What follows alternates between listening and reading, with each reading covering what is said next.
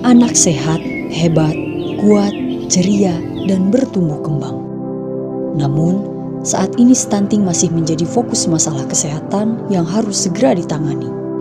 Stunting merupakan gangguan perkembangan dan pertumbuhan pada anak yang disebabkan karena kekurangan gizi kronis, infeksi berulang yang ditandai dengan panjang atau tinggi badannya berada di bawah standar yang ditetapkan. Stunting disebabkan oleh beberapa faktor, seperti ekonomi keluarga, infeksi atau penyakit yang berkali-kali, kondisi lingkungan, dan masalah non-kesehatan. Akibatnya, pertumbuhan fisik anak terganggu, yang ditandai dengan bentuk tubuh yang pendek, berat badan dan pertumbuhan tulang lebih rendah, terhambatnya perkembangan otak sehingga mempengaruhi kemampuan dan prestasi anak, serta penurunan produktivitas dan kreativitas di usia produktifnya. Stunting menjadi permasalahan krusial yang membutuhkan pelayanan terfokus.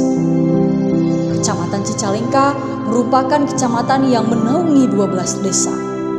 Beberapa waktu kebelakang, pemerintah menetapkan beberapa lokus stunting. Saat ini, lokus stunting ditentukan melalui hasil bulan penimbangan balita.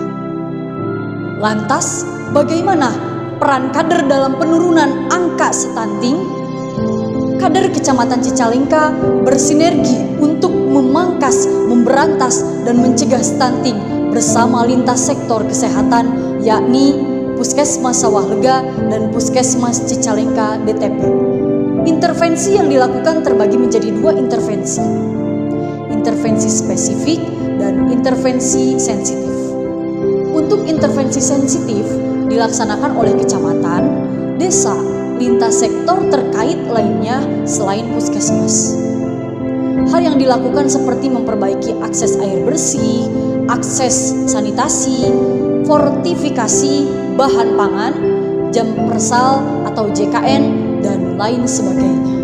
Berbeda dengan intervensi spesifik yang dilaksanakan oleh tenaga kesehatan dari puskesmas, seperti kegiatan pemberian TTD atau tablet tambah darah bagi remaja dan ibu hamil, pemberian imunisasi lengkap bagi balita, sosialisasi bayi ASI eksklusif 6 bulan, tata laksana gizi yang baik bagi balita gizi buruk, serta kegiatan kelas PMBA yang dapat diberikan melalui kelas ibu hamil dan kelas ibu bayi balita. Selain itu, Kecamatan Cicalengka pada peran kader dalam penurunan angka stunting dilakukan pencegahan dengan cara lain. Di antaranya, yang pertama, sosialisasi kepada catin atau calon pengantin. Di antaranya, anamnesis, meliputi keluhan kesehatan, riwayat penyakit, faktor risiko kesehatan, deteksi masalah kesehatan jiwa. Lalu, pemeriksaan fisik meliputi tanda vital, status gizi, pemeriksaan fisik lengkap sesuai indikasi medis. Lalu, pemeriksaan penunjang meliputi pemeriksaan laboratorium dan tata laksana. Yang kedua, sosialisasi kelas ibu hamil merupakan kelompok belajar bagi para calon ibu mengenai kesehatan bagi para ibu hamil secara keseluruhan.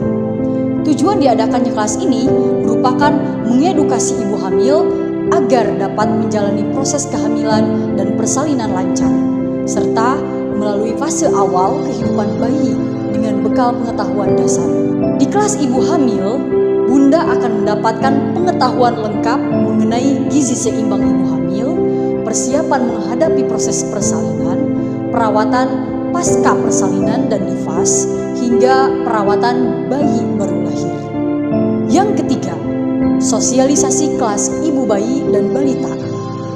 Kegiatan tersebut merupakan kelas bagi para ibu yang mempunyai anak berusia 0 sampai 5 tahun secara bersama-sama berdiskusi, bertukar pendapat, bertukar pengalaman guna pemenuhan pelayanan kesehatan, gizi, dan stimulasi pertumbuhan dan perkembangan anak. Dengan adanya kegiatan ini, yaitu meningkatkan pengetahuan ibu akan pentingnya imunisasi pada bayi, meningkatkan pengetahuan ibu dalam pemberian MPASI dan gizi seimbang kepada balita, meningkatkan kemampuan ibu memantau pertumbuhan dan melaksanakan stimulasi perkembangan balita. Yang keempat, sosialisasi PMT, dan yang kelima, sosialisasi kelas ibu menyusui. Kecamatan Cicalengka melaksanakan kegiatan tersebut berkolaborasi dengan tim Nakes Puskesmas dan kader-kader terlatih. Mari kita dukung peran kader dalam bersinergi untuk memangkas, memberantas, dan mencegah stunting.